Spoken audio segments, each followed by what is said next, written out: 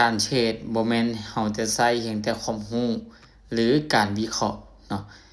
วินัยและการควบคุมอารมณ์เนาะต่างหากที่ว่าจะเป็นส่วนหนึ่งเนาะของการเทรดที่ว่าจะเฮ็ดให้เฮานี้สำเร็จเนาะสำหรับคลิปนี้เป็น EP 5เนาะที่ว่าเฮามาฮอด EP สุดท้ายเนาะคนเนาะสำหรับ EP นี้เนาะจะเป็นการที่ว่าเฮาเนี่ยจะมีวินัยเนาะแล้วก็การควบคุมอารมณ์ของตัวเองแบบใดให้เฮานี่เป็นนักเทรดเป็นมืออาชีพเนาะเดี๋ยวเฮาจะมาเว้าไปเทื่อละประเด็นเลยเนาะสำหรับตัวที่1เราจะเว้าในเรื่องของวินัยเนาะในการที่ว่าเฮาตั้งเป้าหมายเนาะคนเนาะ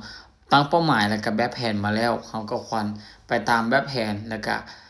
เป้าหมายที่ว่าเฮาได้กำหนดไว้เนาะอันนี้ก็คือจะเป็นวินัยที่ว่าเฮาต้องได้มีเนาะคนเนาะแล้วก็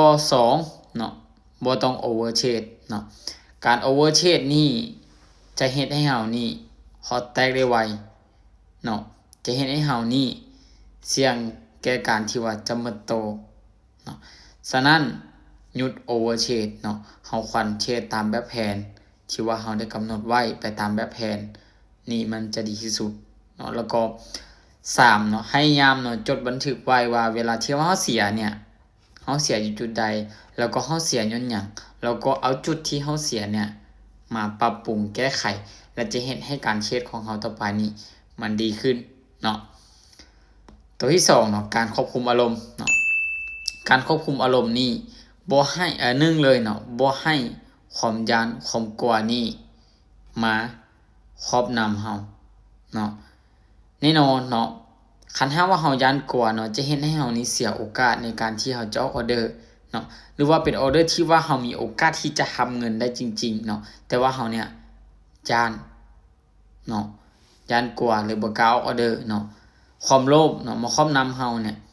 เพราะว่าเฮาเนี่ยอยากได้ไวจนเกินไปนี่ก็จะเฮ็ดให้เฮานี่เทรดแบบ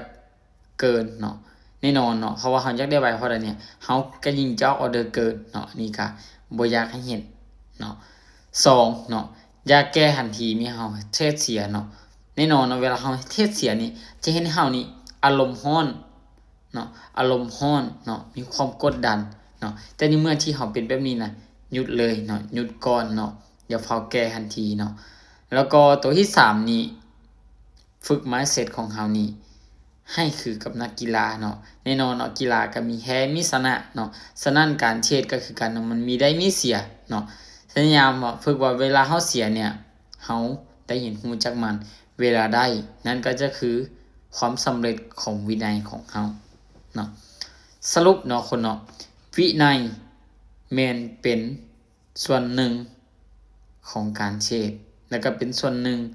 ของตัวเฮาเนาะการควบคุมอารมณ์เป็นสภาพของจิตใจเฮาเนาะแต่คันหากว่าเฮาสามารถควบคุม2อย่างนี้ควบคู่กันไปได้เนาะแน่นอนเนาะการเทรดของเฮาเนี่ยมันจะดีขึ้นและจะเฮ็ดให้การเทรดของเฮานี่ไปได้ไกลเนาะคนเนาะสำหรับ5 EP ที่ว่าค่อยได้เว้ามาเนี่ยคนเนาะคันหากว่าใครที่ยังบ่ทันได้เบิ่งเนาะแนะนำให้ไปเบิ่งแต่ EP 1 EP 2 EP 3 EP 4 EP 5เนาะแน่นอนเนาะคันหากว่าแต่ละคนมี5หัวข้อเนี่ยค่อยรับประกันให้ว่าแต่ละคนเนี่ยมีกำไรเนาะอาจจะบ่มีหลายแต่ว่ามีกำไรแน่นอนเนาะแต่ละคนก็ลองไปฝึกเฮ็ดลงเบิ่งเนาะตาม5หัวข้อที่ว่าค่อยได้เฮ็ดมาเนี่ยเนาะคนเนาะสำหรับ5 EP ที่ค่อยได้เฮ็ดมาก็เอามีไว้ประมาณนี้เนาะคนเนาะก็ติดตามไว้เนาะคนเนาะสำหรับคลิปต่อไปเนาะก็จะเป็นคลิปแนวทางในการที่ว่าจะเฮ็ดจังไดเนาะให้แต่ละคนนี้สามารถที่ว่าจะสร้างกำไรจากวงการนี้ได้เนาะคนเนาะสำหรับคลิปนี้บ๊ายบาย